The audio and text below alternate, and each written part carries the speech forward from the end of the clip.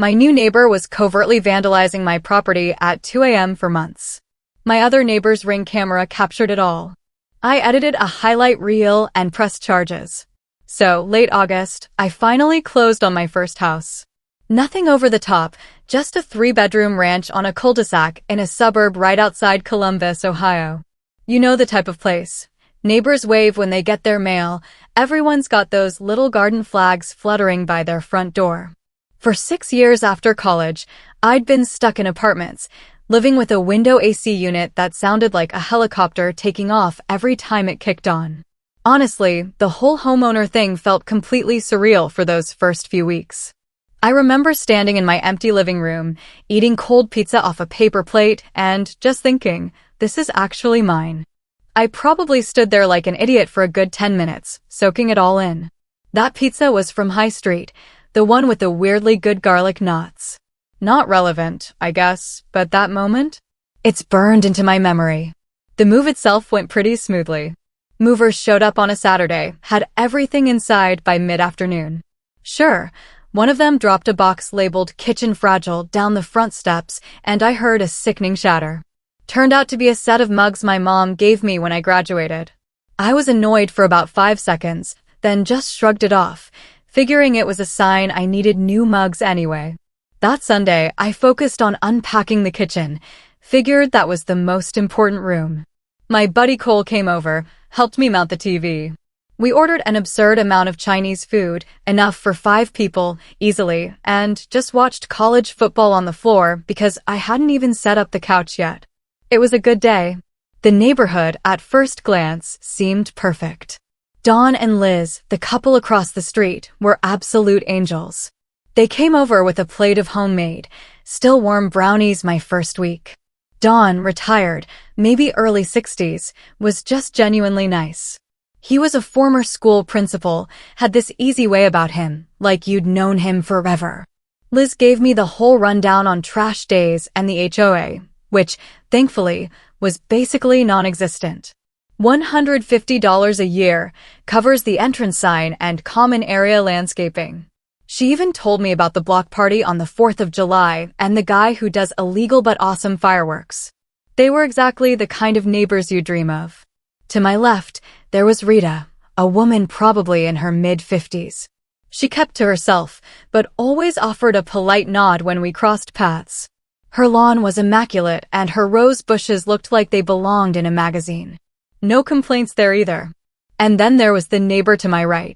This guy, well, my buddy Cole later started calling him the night shift, and honestly, the name just stuck. His real name? Doesn't matter. I barely even want to type it. He was maybe late 40s, lived alone, drove a dark blue pickup that was always backed into his driveway, like he needed to make a fast getaway at any moment.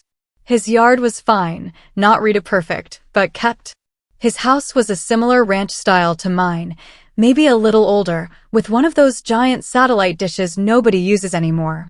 When I first moved in, he was just standing in his driveway, watching. Not casually either. Arms crossed, feet planted, head tracking the movers like he was taking inventory. He didn't wave, didn't come over, didn't say a single word. One of the movers even shot me a look, kind of gesturing at him like, "What's that guy's deal?" I waved anyway.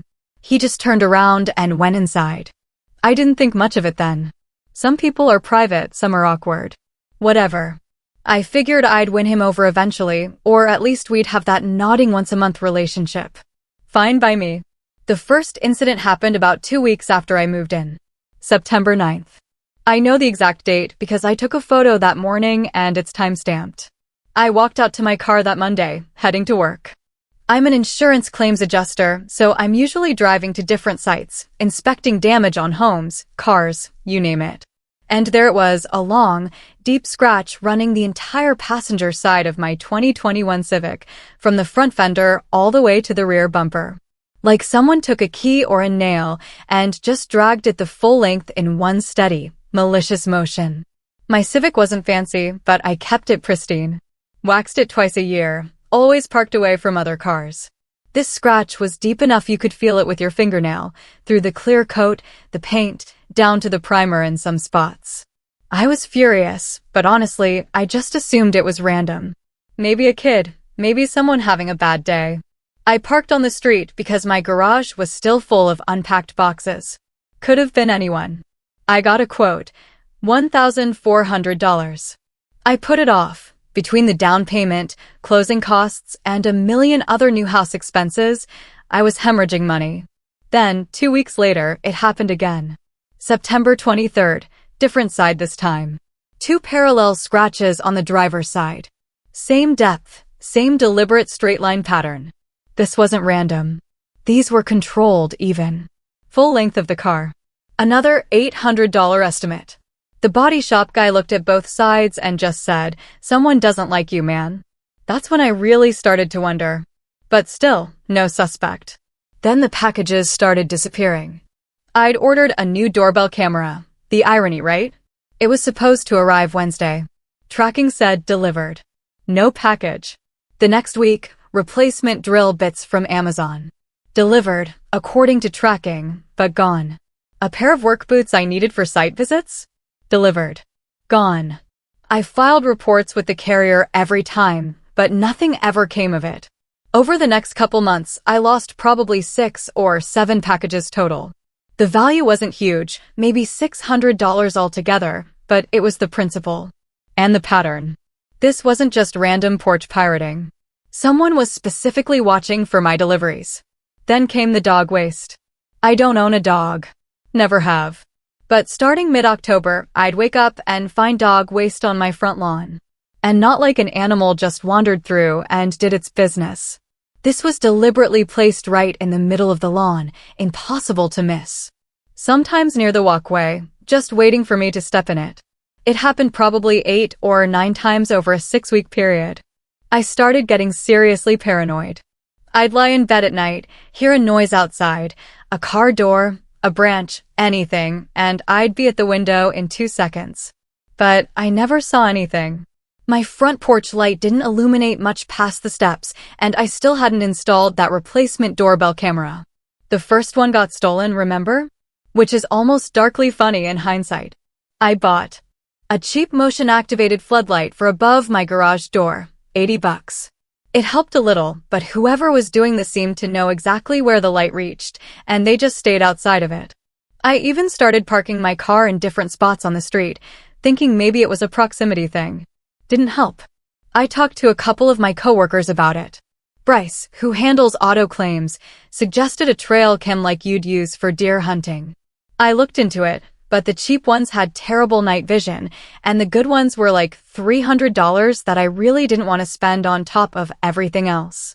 I mean, I was already bleeding money from the scratches and the stolen packages. By December, I was genuinely stressed out. My car had been scratched 4 times now, 2 on the passenger side, 2 on the driver's. Always the same pattern, long, deliberate, consistent depth. Repair estimates were pushing $3,800. At least 7 packages had gone missing. And the lawn thing? It was just gross and weird, and it felt personal in a way that's hard to describe. I started wondering if I'd somehow offended someone without knowing it. I replayed every single interaction I'd had since moving in. I went over conversations in my head. I couldn't think of a single thing I'd done wrong. I even, fool that I was, knocked on the night shift's door one evening to ask if he'd seen anything suspicious in the neighborhood. He opened the door about 6 inches, told me he hadn't seen anything, and shut it before I could even finish asking. The whole conversation lasted maybe 4 seconds. I stood on his porch for a moment after the door shut, feeling like a complete idiot. That was the last time I tried to talk to him. Here's where my professional brain kicked in. I've been an insurance claims adjuster for 8 years. My entire job is looking at a situation and figuring out what actually happened based on evidence, witness statements, photos, timelines, damage patterns. I do this every single day. And the damage to my car, the consistent depth, the straight lines, the fact that it always happened overnight, that wasn't random vandalism. That was someone who knew exactly where my car was parked and had time to do it carefully. Someone close. Someone methodical. In January, I finally had a real conversation with Dawn from across the street. It was a Saturday afternoon, and I was getting mail from my new locking mailbox. Yeah, I'd already upgraded that after a piece of mail I was expecting never showed up. Don was puttering in his front garden bed, saw me, and walked over. We talked for a while. Normal stuff at first. How winter was going, the HOA's slow response to a pothole. Then he asked about the scratches on my car because he'd noticed them from across the street. I hadn't really talked to anyone in the neighborhood about everything that was going on, so it all just kind of came out at once. I told him about the car, the packages, the dog waste, the dead grass, everything. I probably talked for 10 straight minutes. He just listened, arms folded, nodding. Then he got quiet for a second, looked at my house, then at the night shift's house, and then he said something that changed everything. "Jake," he said, "I've got a Ring camera on my front door. It's been there for 2 years. It points straight across the street at your house and your neighbor's driveway. I've got months of footage saved to the cloud." I swear my heart skipped a beat. I asked if he'd be willing to let me look through it. He said absolutely. Said he and Liz had actually talked about the scratches on my car a few weeks ago and were wondering what was going on. Liz had apparently wanted to bring it up, but didn't want to be nosy. Dawn told me to come over after dinner that evening, and we'd go through it together. That night, I walked across the street at about 7:30. Liz let me in, and Dawn already had his laptop set up at the kitchen table with 2 chairs pulled up. Liz made coffee. The 3 of us sat down, and Dawn pulled up the Ring app. His camera had a clear, wide-angle view of my front yard, my driveway, the strip of street where I parked my car. And here's the important part, it also caught about half of the night shift's driveway and his side yard. Dawn's Ring was set to record on motion detection with a pretty wide sensitivity range, so we had a ton of clips. Most were just cars driving by, deer wandering through at night, Dawn's cat setting off the sensor. But we started filtering for clips between midnight and 5 a.m., specifically ones where there was motion near my property. The first clip we found was from September 14th at 2:47 a.m. I will never forget watching it for the first time. The night shift walked out of his side door, the one that faces my house, wearing what looked like sweatpants and a dark shirt. He crossed the strip of grass between our properties, maybe 15 feet, and approached my car on the passenger side. He was carrying something in his right hand. It was hard to tell exactly what from the camera angle, but it was small, thin, and pointed. He put his arm out and walked the full length of my car slowly, deliberately. Then he turned around, walked back across the grass, went inside, and shut the door.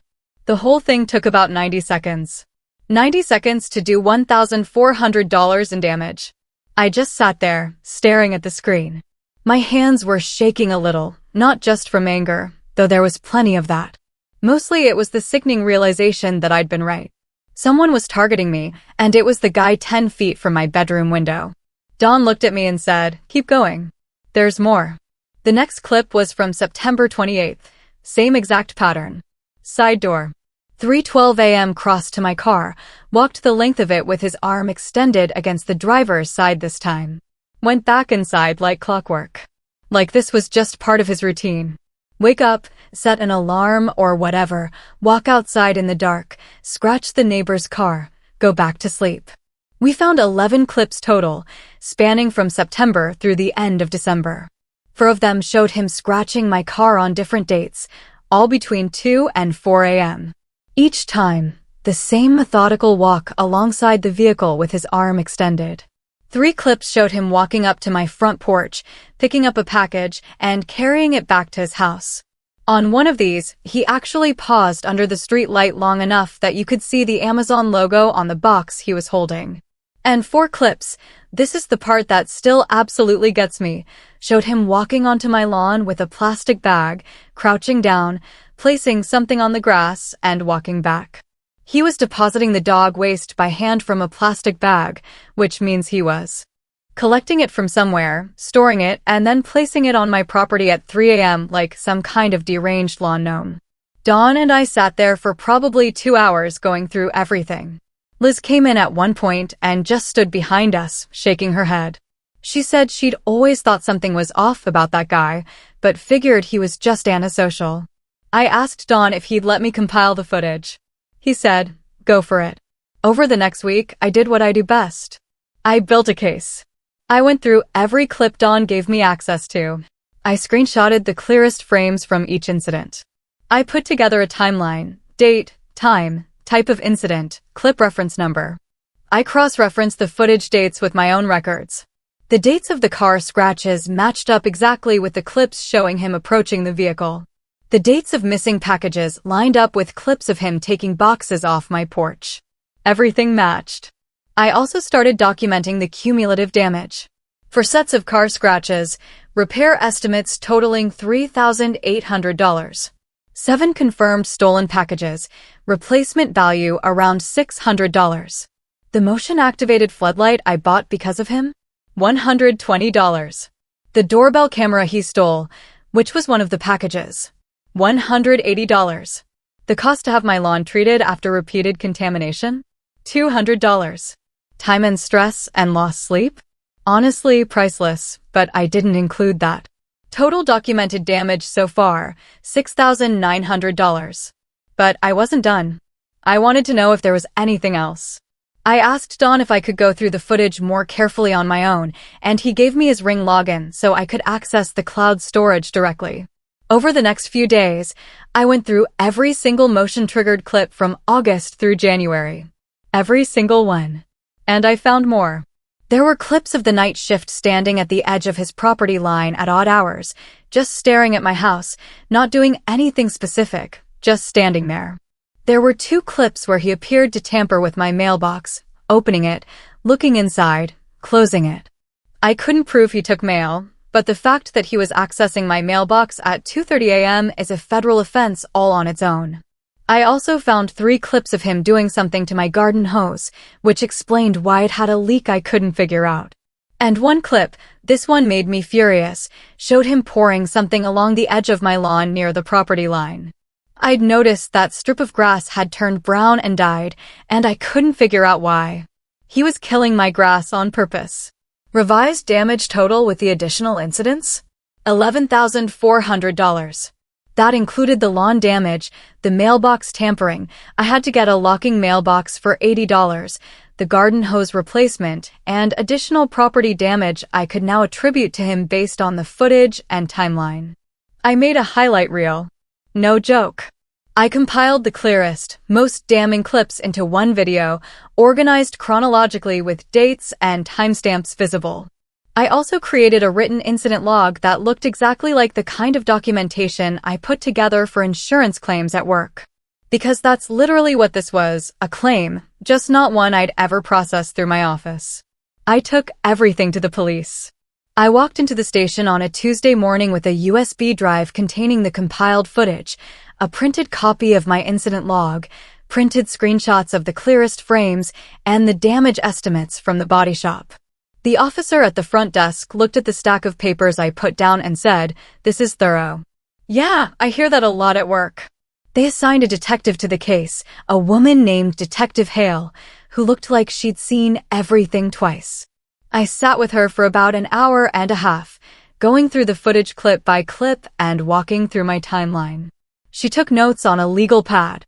She was shaking her head by the 3rd clip. By the time we got to the dog waste placement clips, specifically the one where you can see him crouching on my lawn at 3:15 a.m. with a plastic bag, she actually laughed. Not because it was funny, but because of how genuinely bizarre it was. She said she'd been doing this job for 15 years, had dealt with neighbor disputes of every kind imaginable, and had never once seen someone go to this much effort to be this petty over this long of a period. She asked if I had any idea why he was targeting me. I told her I'd never had a single real conversation with the man. I'd waved at him on moving day. I'd knocked on his door once to ask about suspicious activity. That was literally it. The full extent of our relationship was 1 wave and 4 seconds of him telling me he hadn't seen anything through a 6-inch crack in his door. She said, sometimes neighbors develop fixations on new residents for no rational reason. Sometimes it's a territorial thing. Sometimes it's something going on in their own life that they take out on the nearest target. Sometimes they're just miserable people who want everyone around them to be miserable, too. She said the methodical nature of it, The timing, the consistency, the fact that he did it over months without escalating to anything violent was actually pretty textbook for a certain type of personality. The detective told me that based on the footage, they had enough to move forward with criminal charges. The car scratching alone was criminal mischief. The package theft was straight-up larceny. The mailbox tampering was potentially a federal offense. And the pattern of behavior over months showed it wasn't a one-time thing. It was sustained, targeted harassment. I also filed a separate report for the mail tampering and forwarded the footage to the postal inspector's office. If you didn't know, messing with someone's mail is a federal crime under Title 18 of the U.S. Code. The postal inspectors do not play around. About a week and a half later, the detective called me at work. I was in the middle of inspecting water damage at a commercial property and almost didn't answer because I didn't recognize the number. Glad I did. She said they had reviewed everything. The DA had signed off and they were ready to make an arrest. She asked if there was anything else I wanted to add to the file before they moved. I told her no, I'd given her everything. The file was complete. She asked if I wanted to be notified before the arrest happened. I said I'd prefer not to be home when it went down. Didn't want to be standing in my yard watching it happen. Felt like that would make things worse somehow. She understood. They picked him up on a Thursday afternoon, around 3 p.m. I was at a site visit about 40 minutes away, but Don was home. Don's always home. Bless that man. And he texted me a play-by-play in real time.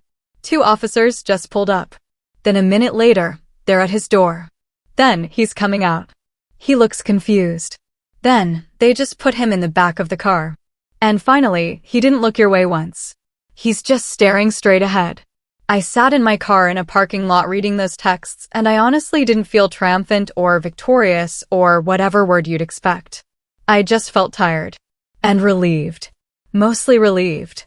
He was charged with criminal mischief, petty larceny, multiple counts, criminal trespass, and harassment.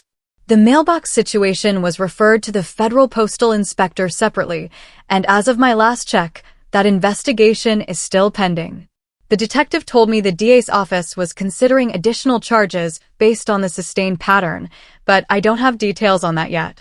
What I do know is that he was released on bond with conditions that include no contact with me and he can't be on my property, which is pretty funny because I'd never invited him onto my property in the first place. It's been a couple weeks since the arrest, and things have been quiet, obviously. The night shift is still living next door as far as I know, but I haven't seen him once. His truck is in the driveway most days, but he doesn't come outside when I'm around. The blinds on the side of his house that faces mine are always closed now.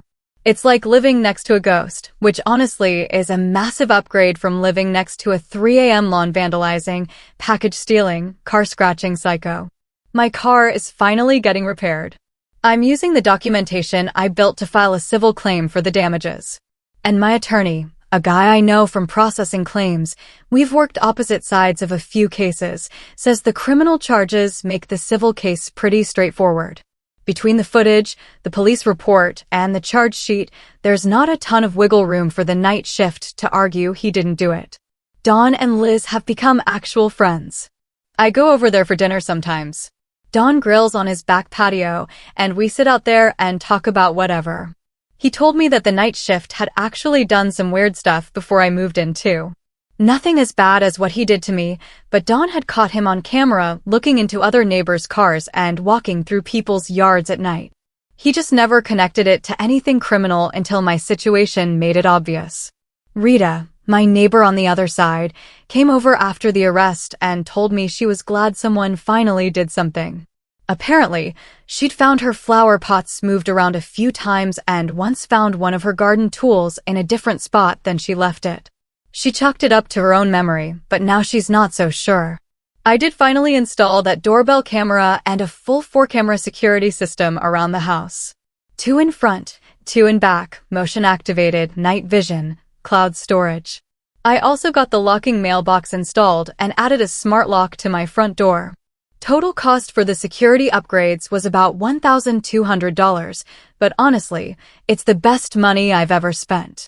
Not because I think he'll try something again, The no-contact order handles that, but because I should have had this stuff from day one. Lesson learned. The one thing I keep thinking about is why. I never did anything to this man. I moved in. I waved. I went about my life. And he decided to make me his target. The detective said it might have been something as simple as him not wanting a new neighbor. The previous owner was an elderly woman who lived alone and kept to herself. Maybe he liked having that quiet buffer, and my presence disrupted it. Maybe it's something else entirely. I'll probably never know. My buddy Cole saw the highlight reel and said it should be on Netflix. I told him it's a 20-minute video of a middle-aged man in pajamas sneaking across a lawn with a bag of dog waste. He said that's exactly why it should be on Netflix. There's a part of me that wonders what the other neighbors on the street think now. I've gotten a few waves and head nods since the arrest, but nobody's brought it up directly. Small town, well, suburban, politeness, I guess. Everyone knows, but nobody says it. As for what's next, I'm waiting on the civil case to move forward and keeping an eye on the federal mail investigation. My attorney says the civil suit should be pretty clean given the evidence. I'm asking for the full $11,400 in documented damages plus legal fees. Whether I'll get all of it, who knows? But the documentation is airtight, and I've got the footage to back every dollar. I guess the moral of the story, if there is one, is that some problems solve themselves if you're patient enough to let the evidence pile up. I could have confronted him at any point. I could have gotten angry, made a scene, escalated it. But I didn't. I let the cameras do the talking and the paperwork do the fighting. And honestly, that highlight reel is pretty solid. Quick update for anyone still following along. The DA's office added an additional charge of criminal damage to property based on the grass-killing footage. My attorney also sent a formal demand letter to the night shift's legal representation for the full $11,400. We're waiting on a response. Dawn told me the guy's brother came by last weekend to mow the lawn and take out the trash, so I think the night shift is laying very low right now. Can't say I blame him, though. I also can't say I feel bad about it. One thing I didn't mention before, I still have no idea where he was getting the dog waste. He doesn't have a dog. None of the immediate neighbors have dogs. That remains the one unsolved mystery of this whole thing. And, honestly, I'm not sure I want the answer. Anyway, if you're ever in a situation like mine, document everything. Get cameras. Get your neighbors involved. And if your job happens to involve building evidence files for a living, well, sometimes the universe just hands you the right tools for the job. So, here's my question for you guys. Would you have waited as long as I did, or would you have confronted the neighbor the second you suspected something? I've gotten both takes from friends, and I'm genuinely curious where people land on it. Let me know in the comments below. I really want to hear what you think.